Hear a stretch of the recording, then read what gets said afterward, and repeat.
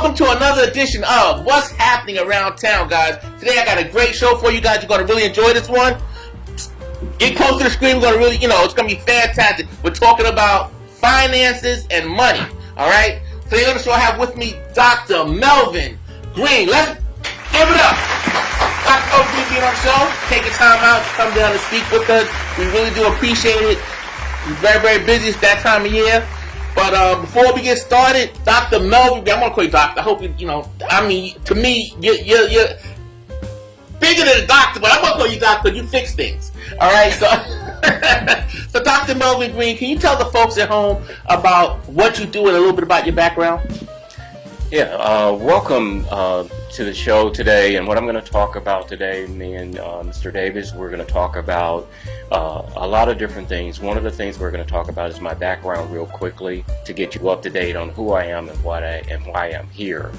I am a seasoned tax professional, meaning that I've worked for a number of Fortune 500 companies, including International Paper, Pfizer, and also retired from Cushman & Wakefield as Global Tax Director worldwide. So what we're going to talk about a little bit here today is I have a business and it's called Tax R Us. And what I do with that is it's an audit resolution company. Also, I help people with current tax filings, and also if you have audit issues, we can get those resolved for you. So this is what I do in my business, and what we're going to try to share some light on today is what's happening with April 15th. What did that really mean for you, and why is it significant for you, and what can we do if you are in a situation where you haven't to date filed your tax returns.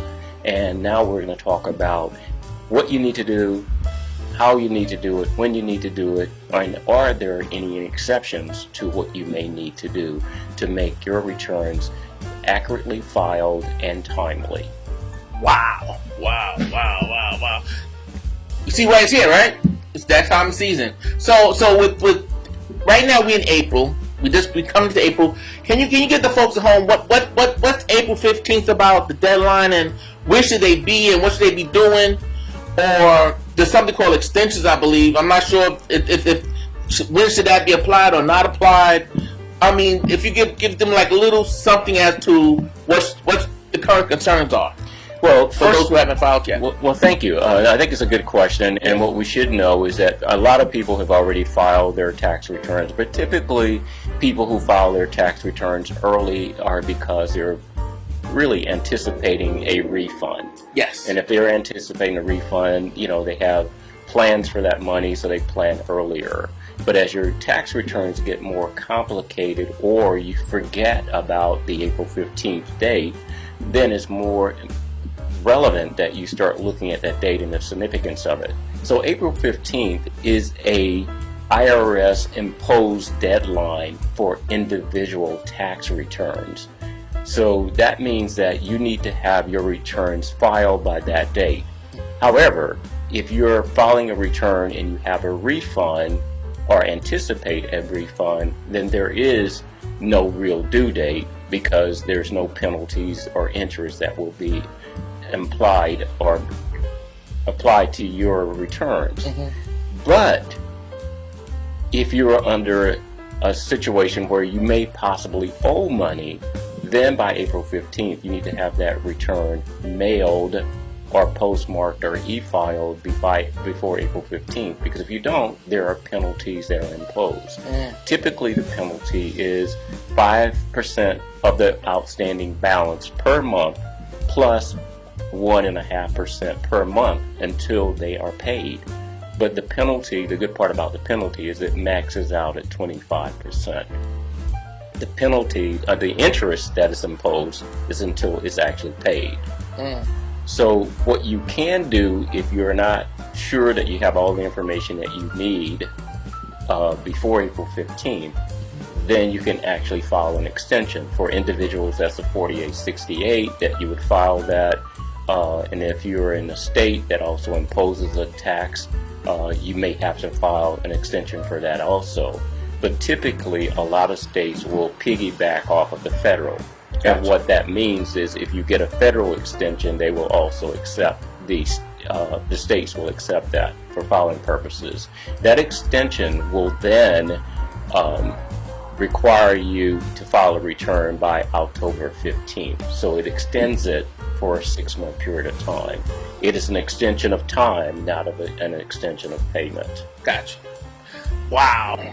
All right. Some great information, and I'm excited because, I'm one of those people that's falling a little behind you. But anyway, he tells us about planning, investing for like a family and future goals, sending kids to college and things of that nature like that. Yeah, there's a lot of things that you can do. I mean, if you're, a lot of people use the money that they get from a refund or anticipated refund as, money that I'm going to just splurge on myself. But, there are alternatives to what you can do with that money, meaning that you can invest it. And if you were to invest that in, a CD, which is a certificate of deposit, that will give you a rate of return of interest. Or you can start to play around in the stock market where you can actually invest money there. And, and that will grow for you exponentially over time if you're buying the right types of companies. But you always need a little bit of guidance with that, so you can always reach out to people who can help you, whether they're financial advisors, or you can reach out to me, or you can go and look at my website, which is www.melvingreene.com, and then you can see some of the things that we do through in our daily blogs and the types of information that's already posted out there. So it gives you a better indication of what you can do with some of these funds, as opposed to just spending it and then it's gone and you're looking for another refund in the next year. The other thing that you can do with refunds, just keep in mind, refunds are not really as great as people think they are. Yeah. So let me elaborate on that for a second. Mm-hmm. If you have, let's say you were to get a $6,000 refund when you file your tax return. So this is just hypothetical talk. Mm-hmm. So if you were to get a $6,000 refund, what that really means is that during the year, you could have been taking home another $500 a month. If you invested it. No. If you had the right exemptions taken on your withholdings. So you're having too much money withheld, and when you're filing it, you're just filing to get your money. So if you had not had the exemption level the way it is, then you would have gotten $500 more a month each month. And Gotcha. that way, you don't have to file a return to get your money back. Because in essence, what I'm saying is, if you're getting a $6,000 refund, you have loaned the government $6,000 for the entire year with no interest, nothing.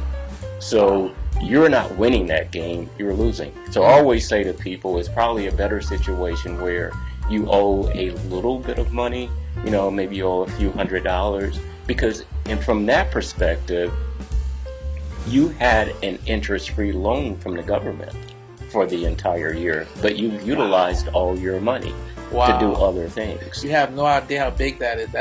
That is. So many people brag about these big refunds, but they actually do themselves a disservice by giving the government their money for the whole year. Correct. And not only do you give it to them, you have to file a return to get it. Wow. Wow. That's amazing. That's amazing information. Did you guys hear that? Write it down. All right. Listen. That's fantastic. And I know you're busy. It's that time of year. You got this man's very busy. Got a lot of clients. He's doing a lot of work. To those that might be interested in dealing with a professional, Dr. Greene, is it possible you can let them? I mean, is it okay for the people to reach you as far as the? Yeah, you got a website, phone number, whatever it is, or email. You can always reach me at www.melvingreene, that's MELVINGREENE.com, or you can email me at melvin@melvingreene.com. Oh, wow. Wow. Listen, I just want to thank you so much, Dr. Greene, and I mean, it's an honor to sit down with you, Dr. Greene. He's the man. I trust him with everything. Yeah. All right. Thanks so much. Till next time on What's Happening Around Town. We'll be back. We got more. All right. Catch you guys later. Thank you so much.